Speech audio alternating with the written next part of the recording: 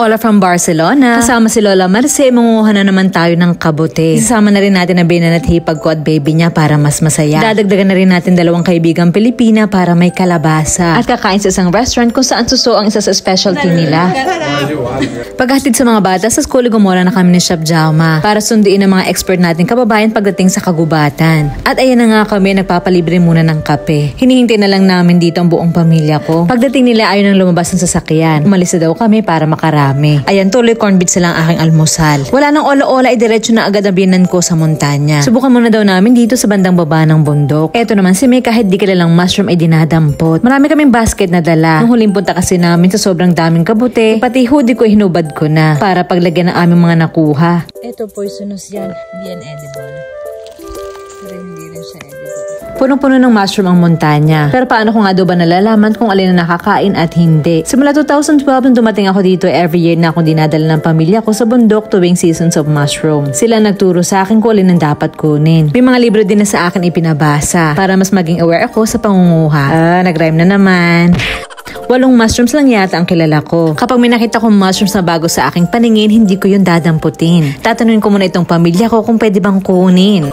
Dahil medyo bokeh kami dito sa baba, iniisipan namin mag-drive papataas ng bundok. Naghihintay lang dito ngayon si Lola Marce sa kotse. Kahit na di na daw niya kaya manguhay, gusto pa rin niya sumama. Kahit tagalinis lang daw ng mushrooms na nakuha namin ay okay na siya. Iiwanan muna namin siya dito sa second spot na napili namin. May baon siyang silya. Tinakpan na lang ng binan ko mga binti niya para hindi lamigin. Di naman siya nag-iisa. Kasama niya dito ang baby ng hipag ko at asawa niya. Sa flat surface na lang daw sila mamaya magtitingin-tingin. At mukhang perfect ng ang lugar na napili natin. Medyo malamig dito at mamasa-masa ang lupa. Hindi rin masyado matataas sa mga puno. Maraming matitinig na halaman. Kaya mag long sleeves kayo. Uuwi kayong gasgas sa mga braso nyo. Usually sa mga bundok kung saan meron mga pine trees, oak at chestnut trees, sumisibol ang mga kabote. Pero hindi all year round. During September to October lang kami nagma-mushroom foraging. Sabi ng pamilya ko, kailangan mo lamang bilang ng 15 days after nung huling ulan ng month of August. At doon pwede na kami manguha ng kabote. Iba't ibang mushrooms ang pwede yung ma-harvest, depende pa rin sa lugar na napuntahan nyo. Dito, porcini, scissors mushroom at rosinyo lang nakita ko. Sa next mushroom vlog ko, ipapakita ko sa inyo mga iba pang tipo ng kabote. Wow, ang ganda nito.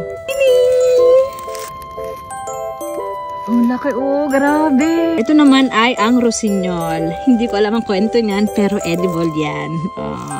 Nakakatuwa talaga ang activity na ito. At nakaka-excite tuwing makakita ako ng isa. Kaya kahit gumapang, gumulong, magasgasan at madumihan ay okay lang. Libre naman ang ulam. Marami ding wild animals dito. May mga fox, snakes, squirrels, baboy ramo at iba pa. Nakapulot nga kami noon ng asawa ko ng sungay ng deer. Ito gagawin ko na sigurong lagay ng singsing. Habang tumatanda ako, para nagugustuhan ko ng simpleng pamumuhay namin dito. Para hindi ko na kailangan ng maraming pera para sumaya. Nabubura ng mga ganitong activities ang iyong mga problema. As in dito sa bundok, hindi mo siya maaalala. So ayun na nga. Sa loob lang ng 2 oras, napuno na namin ang mga baskets na bitbit namin. Hanga-hanga si Lola. Pero gutom na daw siya. Dadalhin ko naman kayo ngayon sa isang restaurant dito sa bundok kung saan halos puro Pilipino ang nagtatrabaho. Pero bago yun, sabi ni Mona, kumaliwa daw ako. Nagalala tuloy itong asawa kong sa Chef Jauma. Bigla daw kasi kami nawala sa paningin niya. Kaya bumalik ka doon daw sa bangin nagtingin-tingin. Hanggang sa naisipan na lang niya tumawag sa mga cellphone namin. Para naman kami mga akyat bahay dito. Buti na lang walang ibang tao. Etong kaibigan kasi natin naiwan daw ang susi ng bahay doon sa kanilang restaurant. Pero sisiw lang itong pagtawid sa bakod. Sana yan lang din. Ang lawak ng taniman ng kanilang kalabasa. Pero hindi niya daw ito binebenta. Sabi ko hindi naman ako bibili. Alam ko naman na libre. Ipinamimigay o pinagluluto na lang daw niya dito ang ating mga kababayan. Ang bait naman itong friend ko. Sige, kuha na tayo ng 3. Ang laki naman itong isa. Isang dambuhalang kalabasa. Mas mabigat sa anak kong si Jana. Buti na lang malaki ka. Kung hindi baka napitas na kita.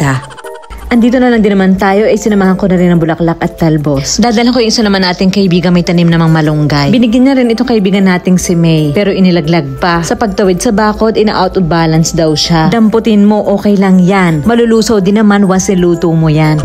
After na aming kalabasa journey, gutom na kami. So sobrang excited kanina, pati almusal ay in-skip na. Pero may nireserve naman silang lamesa. Wala mo nang usap-usap, order agad. Nung inilapag ang tinapay at dry coconut na fuet, atake agad. Ang sarap. Buti na lang mabilis ang service nila dito. Kung hindi baka sa tinapay pa lang, inabusog na ako. Isa sa mga specialty ng restaurants na ito ay ang kanilons at suso. Kilala din sila sa masasarap na inihaw na karne. Grabe, ang sarap-sarap nila magluto. Buti na lang pala di kami nag-almusal. Ang lalaki kasi ng servings nila dito. Pero naubos ko. Umorder ako ng inihaw na lang pero bago yung nag-appetizer muna kami. Umorder sila ng salad, isdang parang kinilaw at suso. Ito namang si may umorder ng steak, duck with mushrooms kay Lola Marce, inihaw na rabbit para sa binanat hipag ko, paan ng baboy para kay Chef Jaume, steak din doon para sa bayaw niya. Lahat ay masaya. I-recommend ko sa inyo na bisitahin ang restaurant na ito. La Falda del Monsen ang pangalan. Busog na daw pero nakaya pa rin umorder ng dessert ng pamilya ko. Naghati-hati na lang kami at pagkakain umalis na. Kailangan pa kasi namin sumundo sa mga bata. Sa school ay pinamigay ko na lang din sa ilan naming mga kaibigan ng mga kabuti. Pagkatapos ay dumiretso na ako sa bahay ng biyanan ko para tulungan siya maglinis nito. Pero bukas na lang namin lulutuin. Pagod na rin kasi kami. Hinatian ko na lang ng kalabasa itong hipag ko. At hinayaan ko na lang si Jana na gawin ang gusto niya. Wala na akong energy makipagtalo. So hanggang dito na lang kadaldalan ko. Hanggang sa susunod. Adios!